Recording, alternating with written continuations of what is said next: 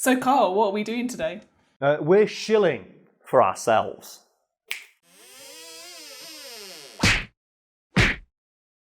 So something regular viewers of the channel may have noticed, that I have a tendency to wear silly t-shirts, usually with something referencing the channel on it.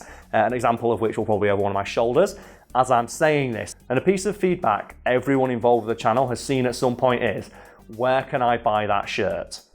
And that's strange to us because we actually mentioned the fact we have a Redbubble store in every single video. But we mention it via a fact bar at the bottom, which people are evidently missing. So I figured, fuck it, let's make a focus talking about the merch we have, because we don't really play that game much on YouTube, do we, Nisha? No. I noticed a lot of YouTubers will advertise their own stuff in every video they do. Every single video they do. And whereas we don't, so I think we're allowed like a one-off video to promote ourselves. Yeah, I don't watch much YouTube myself, but on the rare occasion I've made that like risky click on a channel that I don't know that well. There is a lot of shilling going on. Like the last 3 minutes of the video will just be, go buy my shit, support me on whatever the fuck. And yeah, we don't really do it on the channel because I feel like people don't care. Like, if people give enough of a shit, they will follow the links below. But as mentioned, people don't seem to realise you can buy a lot of the shirts that I wear. Because something I should point out is that despite that fact bar appearing in almost every video, I don't always wear a piece of official Fact Fiend merch, because sometimes I come to the office and I'm just wearing my own clothes and I don't want to get changed. So I try to, on those days, wear just plain t-shirts, which must be really weird. Like that, obviously, like that Kanye thing, isn't it? Like, to buy the shirt Karl's wearing in today's video, go here. And it's like, he's wearing a plain black t-shirt. Why would I pay for that? Just go to Primark.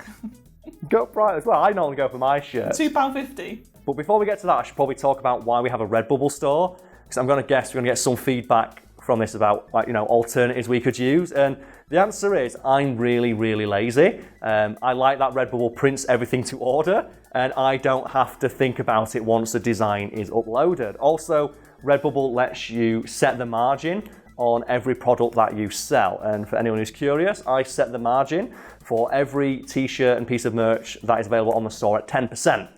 Whereas the recommended margin is, I believe, 25 to 40% depending on the item. And a lot of other creators who use that platform actually set higher margins to make more money. So, for example, this shirt I'm wearing right here, I'd probably make about £1 profit on it, which I feel is an acceptable amount of money to earn on t-shirts sold, because I don't really care. The channel itself makes enough money, and the merch only really exists as just a way for fans to, get something in return for supporting the channel. It also gives me an opportunity to justify paying artists for the cool fan art they draw, because then I can put it on a t-shirt and then my accountant doesn't get mad at me. Before we move on, Nisha, any thoughts on just YouTuber culture and how it usually handles merch? Because it's really fucking expensive, isn't it? A lot of YouTubers that I watch, they all obviously have merch, and you can get like a hoodie for like £50 to £60. I like you, but I don't know if I want to spend that much on merch. And if there's anything on the Redbubble store that's expensive, I think you could buy like bedspreads and duvets and stuff, which I wouldn't recommend people buy, because no fucker's gonna sleep with you if you have that, but it's just an option that's there. And I thought, fuck it, I'll leave it on. And that is quite expensive, but that's because that's just the bedspread itself is expensive. I have not set the margin very high. Like, everything is 10%, with the sole exception of items that are specifically for women. Which I set at, I think, 9.9%. So they're like usually 1 or 2p cheaper. Yeah. Because I like how saying that annoys a very certain kind of man. And if you don't know what kind of man I'm talking about, just ask a woman. They'll tell you what kind of man I'm talking about. My favourite things about the merch that you have on the Fact Fiend store is the green screen stuff. The green screen stuff, yeah. An example of which I can find behind me now while you talk. Oh God, I'm really bad at this. There we go. I got one. I did it. People saw the back of my head. That's not nice. Oh no. Let me know in the comments if I'm going bald. I'm really worried about that. Anyway, you were saying, Nisha. But yeah, I was going to say, the ones that you can use to mess with the green screen are some of my favourites, like the It's All Facts one.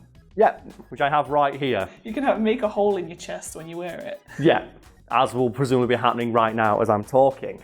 And I forget the name of the artist who drew that one. I'm really sorry, because it was done a while ago, but that is one of my favourite t-shirts to wear in videos, because it's super fucking cool to have like the big circle in your middle. And then by the same token, we also have like, this is a new piece that we've got. this one here, which has like the green screen arms, but it's just the right shade of green where you can either make it green screen or make it not green screen, which pisses off two kinds of people at once. Because then you get the people who are annoyed that it's messing with the green screen, and then the people who are annoyed that it's not. And yeah, we just flip between whether or not we're doing that, depending on whether or not we think it'd be funny. I think that's super cool. The impetus for this video is like the t-shirt I'm wearing right now. This piece of art was done by a guy, Tenshiart, a link to which you can find below. And like, I just remember one day I was on Twitter and just seeing that every member of the crew was tagged in these sick, awesome pieces of art where we're all on Yu-Gi-Oh cards. Oh, it's so awesome. And like, this is one for Nisha, and then they've got one for like the Fact Fiend logo. This is how like inside these jokes are. Like the logo got one. The green screen got its own card as well. And like, the joke is that, oh, here are some potential Fact Fiend Yu-Gi-Oh cards, and they all interact with each other. Let's have a look. There's another one here for Adam. Adam got his own one. Look at that bastard. That's awesome. We'll look forward to seeing that in a load of videos. But I'm currently in the process of buying those from that artist and then putting them onto the store. And it's kind of annoying because we could talk about this because the dark times are happening right now, folks. There's lockdowns the world over. Like, large gatherings of people are banned pretty much. And something that we'd hoped to do this year was to do more live events.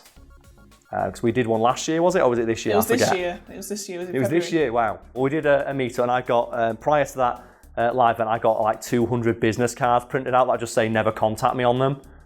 And the idea was to hand those out. And we plan to do a lot more live events. And a plan we have for these, a tentative plan, is to get them all printed off as actual Yu-Gi-Oh cards that we can hand out at live events for people to like encourage them to like, oh yeah, you all get one of these and you can collect the whole set and have them on your wall or whatever. But yeah, that's probably going to happen for a while. Yeah. It's kind of a shame.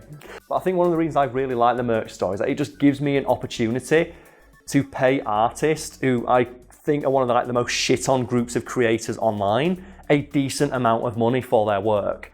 And a really eye-opening thing that's happened to me over the last year or so I've been doing this is just how much artists seem to undervalue their own time. When I've contacted artists and said, oh, so how much do you want for the piece? And I always say the same thing. Anyone who's ever done a business deal with me, and even you, Nisha, when we talk about your wages and stuff, it's like, you quote me a price you feel is fair and we'll go from there. An artist almost universally undersell how much the art should be worth. And I have on multiple occasions had to tell artists to double the amount they are charging me because it's not enough. It's like, charge me more, I'm going to put this on a t-shirt and make money from it. Yeah. Like, I am using it for commercial purposes. This is your work, you spent time doing it, I want to pay you fairly for your time. And it feels good to just help people in that small way. I think it's because they're used to getting the choosing beggar people saying, oh drawing is easy, I shouldn't have to pay you. It's like, drawing is not easy. I myself have tried to get back into drawing and it's hard. It is really hard as well. And even if you're not very good at drawing, it's still your time and your time is valuable. And I really hate that artists have been just conditioned to think that their time is not worth a lot of money. It's like, no, it is. And I'm really, really glad that I am in a position to help people who are in a similar situation to what I was 5-10 years ago when I was a struggling writer. And it's similar to you guys who do the editing, where just recently, in fact, we have talked about how, oh, you guys need to charge me more for videos. And the reason is because I want you to take more time off. Yeah. And every time I say that, I hear from you guys oh, this is not a thing that happens. Yeah, it's not something we're used to.